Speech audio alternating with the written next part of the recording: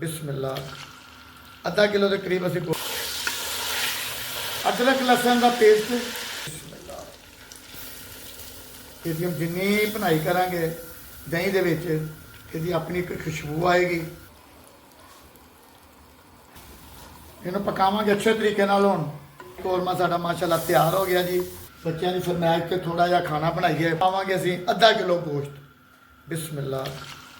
आधा किलो के करीब असीं गोश्त पावांगे। अच्छे तरीके नाल ब्राउन करना है, बिल्कुल अच्छे तरीके नाल। माशाअल्लाह हफ्ते वाले दिन फिर लंगर शुरू है जी। जिस तरह कि हफ्ता इतवार पीर 3 दिन लंगर पकदा है। अच्छा जी, 2 चम्मच अदरक लसन का पेस्ट ਜਾਂ दादड़ कर लो ਜਾਂ ग्रैंड कर लो, ਤੁਹਾਡੀ अपनी मर्जी है। 3 ਤੋਂ 4 हरियां मिर्चां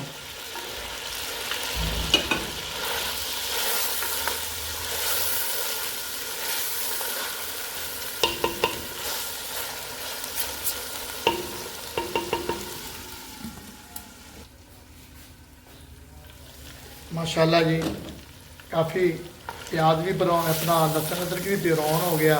कुछ लोग ये लसन अदरक नहीं पाते, कुछ भी नहीं पाते, सिर्फ काली मिर्च। मगर बच्चों का घर जायका आना चाहिए कि खाली ये नहीं कि असी होटल से खा रहे, मगर इसका जायका होटल तो भी वध बनेगा। अच्छा जी, ये अच्छी तरीके से बनाई हो गई है। ये पावे जी असी 1 पाइया दही बिस्मिल्लाह। 1 पाइया दही पावे जी। अच्छे तरीके से बनाई करेंगे, जायका बहुत अच्छा बनेगा, बहुत मज़ेदार बनी है माशाल्लाह। 15 दिन सोने के दर से फिर के आए हैं जी। उमरे से सोने ने भेज बुला लिया, चल गए। बाद बच्चे मगरों अपना ड्यूटी देंदे रहे ने जी। लंगर पकता रहा पूरा महीना, अफतारी होंदी रही है। अल्लाह का शुक्र है, मदीने भी लंगर वंडिया, मक्के भी लंगर वंडिया, सोने ने दिता तो वंडिया। साड़ी कोई सिफत नहीं, साडा कोई नहीं, सिर्फ थोड़ी जी मेहनत की है, नस भज की है तो लंगर पकाया। माशाल्लाह वीडियो वेख्या करो, लाइक भी करा करो, सबसक्राइब भी करा करो। अज इन्हों जो पकाई जाना, इस करके इसकी हम जिन्नी भुनाई करांगे दही दे विच इसकी अपनी एक खुशबू आएगी। धनिया पावांगे जी। बंदे की अपनी मेहनत भी है, कोशिश भी है माशाल्लाह जी। हुण असीं हल्का जिहा दम घट कर दी है। हुण सब तो पहले जी इस पावांगे असीं हल्का जिहा नमक अपनी जरूरत के मुताबिक।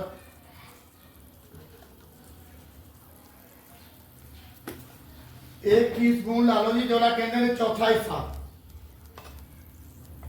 अग बिल्कुल मैं घट की हुई है कि हांडी है, हांडी बड़ी जल्दी गर्म हो जाती है।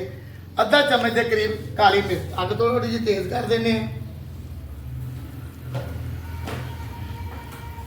ये हल्दी नहीं पैंदी, लिहाजा हल्दी हर चीज़ च पानी चाहिए कि जरूरी नहीं है कि जी ये हल्दी नहीं पैंदी।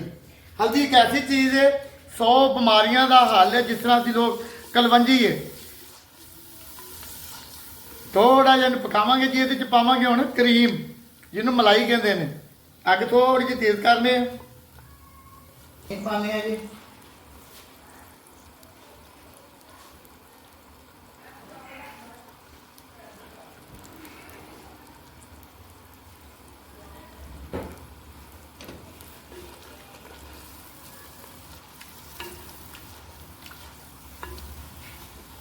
इन्हों पकावांगे अच्छे तरीके नाल। हुण हांडी लगन की वजह सी गैस हुण आ गई। पहले गैस मैं चूल्हा लाया सी, जिन्होंने कहते हैं सिलेंडर। ज़ाहिर कि वही गैस का होर हल होंदा है, चूल्हे का होर है। बाकी कोई भी चीज़ है, जींदे रहें, बसते रहें, खुश रहें।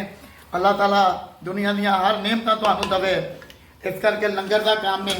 इस लंगर के काम च तुसीं शामिल हो जाओगे कि की कहते हैं जी, अज तुसीं 10 बंदियां दी रोटी का वसीला बन सकते हो माशाल्लाह जी। हफ्ता इतवार पीर 3 दिन लंगर जाता है माशाल्लाह। 4 तो 5 साल इस लंगर के काम नूं सानूं हो गए ने।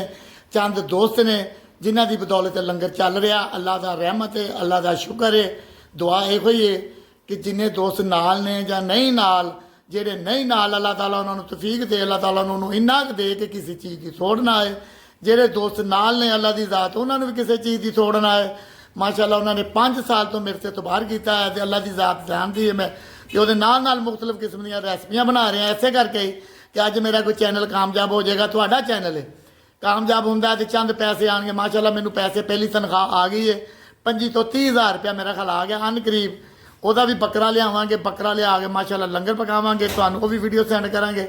ਅੱਲਾ ਖੈਰ ਜੀ, ਹੁਣ ਕੋਰਮਾ ਵੇਖਨੇ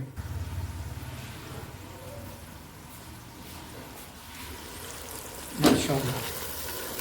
कलर देखे जी कितना प्यारा है। गाढ़ा तुम अपनी मर्जी ना करना, माशाल्लाह ने कलर भी देता, रंग भी देता, खूबसूरती भी देती है। वाइट कोरमा साडा माशाल्लाह तैयार हो गया जी। इन्हों बर्तन